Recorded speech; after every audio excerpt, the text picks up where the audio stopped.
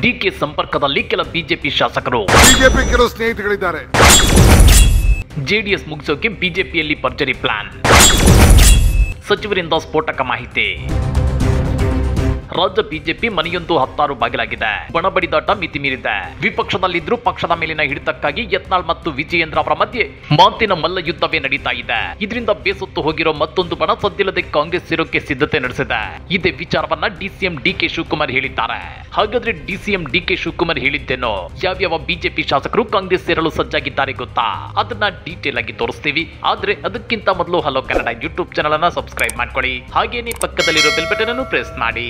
ರಾಜ್ಯ ಬಿಜೆಪಿ ಒಡೆದ ಮನೆಯಾಗಿದ್ದು ಅಲ್ಲಿ ಎಲ್ಲವೂ ಸರಿಯಿಲ್ಲ. ಇದು ಒಂದು ಕಡೆಯಾದ್ರೆ ಮತ್ತೊಂದು ಕಡೆ ಕಮಲದಳ ದೋಸ್ತಿಯಲ್ಲೂ ಸಣ್ಣದಾಗಿ ಬೆಂಕಿ ಕಾಣಿಸಿಕೊಂಡಿದೆ. ಚನ್ನಪಟ್ಟಣದಲ್ಲಿ ನಿಖಿಲ್ ಸೋಲಿಗೆ ಪರೋಕ್ಷವಾಗಿ ಕೆಲ ಬಿಜೆಪಿ ನಾಯಕರು ಕಾರಣವಾಗಿದ್ದಾರೆ ಅನ್ನೋ ಮಾತುಗಳು ಕೇಳಿ ಬರ್ತಿವೆ. ಜೊತೆಗೆ ಚನ್ನಪಟ್ಟಣದಲ್ಲಿ ನಿಖಿಲ್ ಸೋಲಿಗೆ ಬಿಜೆಪಿಗರು ಸಹಾಯ ಮಾಡಿದ್ದಾರೆ ಅಂತೇಳಿ ಕೆಲ ದಿನಗಳ ಹಿಂದೆ DCM DK Shivakumar open statement ಕೊಟ್ಟಿದ್ರು. ಇದೀಗ ಸಚಿವ ಕೃಷ್ಣ ಬೈರೇಗೌಡರು ಕೂಡ ಶಾಕಿಂಗ್ ಸ್ಟೇಟ್ಮೆಂಟ್ ಕೊಟ್ಟು ಎಲ್ಲರ ಹುಬ್ಬೇರಿಸಿದ್ದಾರೆ. ಜೆಡಿಎಸ್ ಮುಗಿಸೋದು ಬಿಜೆಪಿಯವರ ಉದ್ದೇಶವಾಗಿದ್ದು ಅದಕ್ಕಾಗಿ ವ್ಯವಸ್ಥಿತ ರೀತಿಯಲ್ಲಿ ಸ್ಕೆಚ್ ಹಾಕಿದ್ದಾರೆ. ಭವಿಷ್ಯದಲ್ಲಿ ಜೆಡಿಎಸ್ ಪಕ್ಷವನ್ನ ನುಂಗಿ ಹಾಕ್ತಾರೆ. ಆದ್ರೆ ಜೆಡಿಎಸ್ ಪಕ್ಷ ಉಳಿಯಬೇಕು ಅಂತ ಆಸೆ ಪಡ್ತೀನಿ ಅಂತ ಹೇಳಿದ್ದಾರೆ. ಬಿಜೆಪಿಯವರಿಂದ ಬಚಾವ್ ಆಗಲಿ ದಳದವರು ಅಂತ ನಾನು ಆಶಿಸ್ತೇನೆ. ಒಳ್ಳೇದಾಗ್ಲಿ ಅವ್ರಿಗೆ. ನಿಖಿಲ್ ಸೋತಿದ್ದು ಹೇಗೆ? ಆ 10,000 ಮತಗಳು ಏನಾದ್ವು? ಚನ್ನಪಟ್ಟಣದಲ್ಲಿ ಕುಮಾರಸ್ವಾಮಿ ಅವರು ತ್ರಿಕೋನ ಸ್ಪರ್ಧೆ ಇದ್ದಾಗ 97,000 ಮತ ಪಡೆದಿದ್ರು. ಬಿಜೆಪಿ ಜಾತ್ಯತೀತ ಜನತಾದಳ ಒಂದಾದ ಮೇಲೆ 10,000 ಮತಗಳಾದ್ರೂ ಹೆಚ್ಚಾಗಬೇಕಿತ್ತು. ಆದ್ರೆ ಹೇಗೆ 85,000 ಮತಗಳಿಗೆ ಇಳಿತು? ಬಿಜೆಪಿ ಮತಗಳು ಎಲ್ಲಿ ಹೋದ್ವು ಅಂತೇಳಿ ಸಚಿವ ಕೃಷ್ಣ ಬೈರೇಗೌಡರು ಪ್ರಶ್ನೆ ಮಾಡಿದ್ದಾರೆ. ಈಗ ವ್ಯವಸ್ಥಿತವಾಗಿ ಬಿಜೆಪಿಯವರು ಜನತಾದಳವನ್ನ ಮುಗಿಸೋದಕ್ಕೆ ಸ್ಕೆಚ್ ಹಾಕಿದ್ದಾರೆ.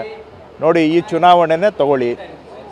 ಕುಮಾರಸ್ವಾಮಿ ಅವರು ದಳ ಬಿಜೆಪಿ ಕಾಂಗ್ರೆಸ್ ತ್ರಿಕೋಣ ಸ್ಪರ್ಧೆ ಆದಾಗ ಬಿಜೆಪಿ ವಿರುದ್ಧವಾಗಿ 97,000 ಓಟ್ ತಗೊಂಡಿದ್ರು. ಕರೆಕ್ಟಾ ನನ್ನ ಲೆಕ್ಕ?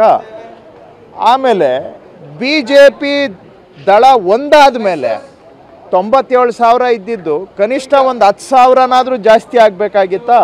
1,07,000 ಆಗೋದು. ಅದು ಹೆಂಗೆ 85,000 ಇಳೀತು? ಎಲ್ಲೋಯ್ತು ಹಂಗಾದರೆ ಬಿಜೆಪಿ ಓಟು? ಒಂದು ಓಟು ಬಿಜೆಪಿದು ಜನತಾದಳಕ್ಕೆ ಬಂದಿಲ್ಲ. ಬಿಜೆಪಿಯವರು ಬೇಕಂತೆ ಕುಮಾರಸ್ವಾಮಿ ಅವರ ಮಗನ್ನ ನಿಲ್ಲಿಸ್ಬಿಟ್ಟು ಅವರ ಓಟುಗಳನ್ನ ಮಾತ್ರ ಬಹುಶಃ ಕಾಂಗ್ರೆಸ್ಗೆ ಹಾಕ್ಸಿದ್ದಾರೆ. ಬಿಜೆಪಿಯ ಒಂದು ಮತವು ಜೆಡಿಎಸ್ಗೆ ಬಂದಿಲ್ಲ. ಬಿಜೆಪಿಯವರು ಬೇಕಂತಲೇ ಕುಮಾರಸ್ವಾಮಿ ಮಗನನ್ನ ಕಣಕ್ಕಿಳಿಸಿ ಮತವನ್ನ ಕಾಂಗ್ರೆಸ್ಗೆ ಹಾಕಿಸಿದ್ದಾರೆ. ಬಿಜೆಪಿಯವರು ಜೆಡಿಎಸ್ ಬೆನ್ನಿಗೆ ಚೂರಿ ಹಾಕಿದ್ದಾರೆ. 25,000 ಮತಗಳಿಂದ ಯೋಗೇಶ್ವರ್ ಗೆಲ್ಲಬೇಕಾದ್ರೆ ಯಾವ್ಯಾವ ಮೂಲೆಯಿಂದ ಸಹಾಯ ಬಂದಿದೆ ಅನ್ನೋದನ್ನ ನೀವೇ ಒಮ್ಮೆ ಯೋಚನೆ ಮಾಡಿ. ಯೋಗೇಶ್ವರ್ ಗೆಲುವಿಗೆ ಬಿಜೆಪಿ ಪರೋಕ್ಷವಾಗಿ ಸಹಾಯ ಮಾಡಿದೆ. ಬಿಜೆಪಿಯ ಉದ್ದೇಶ ಜನತಾದಳವನ್ನ ಮುಗಿಸೋದೇ ಆಗಿದೆ. ಭವಿಷ್ಯದಲ್ಲಿ ಜೆಡಿಎಸ್ ಪಕ್ಷವನ್ನ ನುಂಗಿ ಹಾಕುತ್ತೆ ಅಂತೇಳಿ ಸಚಿವ ಕೃಷ್ಣ ಬೈರೇಗೌಡ ಹೇಳಿದ್ದಾರೆ. ಹೀಗೆ ಚನ್ನಪಟ್ಟಣ ಬೈ ಎಲೆಕ್ಷನ್ ನಲ್ಲಿ ಸಿಪಿ ಯೋಗೇಶ್ವರ್ ಗೆಲುವಿಗೆ ಬಿಜೆಪಿ ಕಾರಣವಾಗಿರೋ ಟೈಮಲ್ಲೇ ಕೆಲ ಬಿಜೆಪಿ ಶಾಸಕರು ಡಿಸಿಎಂ ಡಿಕೆ ಶಿವಕುಮಾರ್ ಜೊತೆ ಸಂಪರ್ಕದಲ್ಲಿದ್ದಾರಂತೆ. ನಿನ್ನೆ ಸಂಡೂರಲ್ಲಿ ಅಭಿನಂದನಾ ಕಾರ್ಯಕ್ರಮದಲ್ಲಿ ಮಾತನಾಡಿರೋ ಡಿಸಿಎಂ ಡಿಕೆ ಶಿವಕುಮಾರ್, ನಮ್ಮ ಪಕ್ಷದ ಬಲ ಈಗ 136ರಿಂದ 138ಕ್ಕೇರಿದೆ. ಆದ್ರೆ ಇದು ಬರೀ 138 ಅಲ್ಲ, 140 ಆಗಲಿದೆ. ಯಾಕಂದ್ರೆ ನಮ್ಮ ಸಂಪರ್ಕದಲ್ಲಿ 2 ಪಕ್ಷೇತರ ಶಾಸಕರು ಇದ್ದಾರೆ ಅಂತೇಳಿ ಡಿಸಿಎಂ ಡಿಕೆ ಶಿವಕುಮಾರ್ ಹೇಳಿದ್ದಾರೆ. ಇವತ್ತು 138 ಸೀಟ್ಗೆ ಅನ್ನಪೂರ್ಣರವರು ಇವತ್ತು 138 ನಂಬರ್ ಮಾಡಿದ್ದಾರೆ. ನಮ್ಮ MP ಪ್ರಕಾಶ್ ಮಗಳು ನಮ್ಮ ಪಕ್ಷದ ರೆಬೆಲ್ ಕ್ಯಾಂಡಿಡೇಟ್. ಆಮೇಲೆ ಅಲ್ಲಿ ಪುಟ್ಸ್ವಾಮಿ ಗೌಡ್ರು ಎಲ್ಲಿ ಗೌರಿಬಿದನೂರಲ್ಲಿ ರೆಬೆಲ್ ಕ್ಯಾಂಡಿಡೇಟ್. 132 2 ಸೇರಿದ್ರೆ ಎಷ್ಟಾಯ್ತು? 140 ಆಯ್ತು. ಅದೇ ರೀತಿ ಕೆಲ ಬಿಜೆಪಿ ಶಾಸಕರು ಕೂಡ ನನ್ನ ಸಂಪರ್ಕದಲ್ಲಿದ್ದಾರೆ. ಆದ್ರೆ ಅವರ ಹೆಸರನ್ನ ಈಗ ಹೇಳಲ್ಲ ಅಂತೇಳಿ ಡಿಸಿಎಂ ಡಿಕೆ ಶಿವಕುಮಾರ್ ಹೊಸ ಬಾಂಬ್ ಒಂದನ್ನ ಸ್ಫೋಟಿಸಿದ್ದಾರೆ. ಅದಾದ್ಮೇಲೆ ಬಿಜೆಪಿ ಕೆಲವು ಸ್ನೇಹಿತಗಳಿದ್ದಾರೆ. ನಾನು ಹೆಸರು ಹೇಳಕ್ ಹೋಗುದಿಲ್ಲ. ಸ್ನೇಹಿತರಿದ್ದಾರೆ. ಅಲ್ಲ ರೀ, ಇಷ್ಟು ಬಲ ಇರುವಂತ 140+ ಸೀಟ್ನ ದೇವೇಗೌಡರು ಏನ್ ಬಿಜೆಪಿ ಅವ್ರನ್ನ ಸೇರಿಸ್ಕೊಂಡು ಕುಮಾರಸ್ವಾಮಿ ಅವರು 6 ತಿಂಗಳೊಳಗಡೆ ಈ ಸರ್ಕಾರನ ಕಿತ್ತಾಕ್ತೀನಿ ಅಂತ ಹೇಳ್ತಾ ಇದ್ದಾರೆ. ಸಾಧ್ಯನೇನ್ರಿ?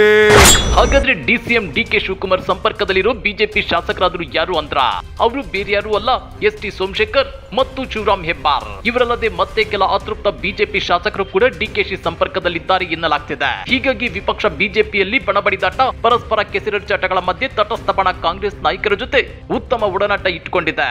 ಇದೆಲ್ಲವನ್ನು ಗಮನಿಸಿದ್ರೆ ರಾಜ್ಯದಲ್ಲಿ ಬಿಜೆಪಿ ಮತ್ತಷ್ಟು ವೀಕ್ ಆಗಿ ಹೋಗಿದೆ ಅನ್ನೋದ್ರಲ್ಲಿ 2 ಮಾತಿಲ್ಲ. ಈ ಬಗ್ಗೆ ನೀವೇನಂತೀರಾ? ಕಮೆಂಟ್ ಮಾಡಿ, ವಿಡಿಯೋ ಲೈಕ್ ಮಾಡಿ, ಶೇರ್ ಮಾಡಿ.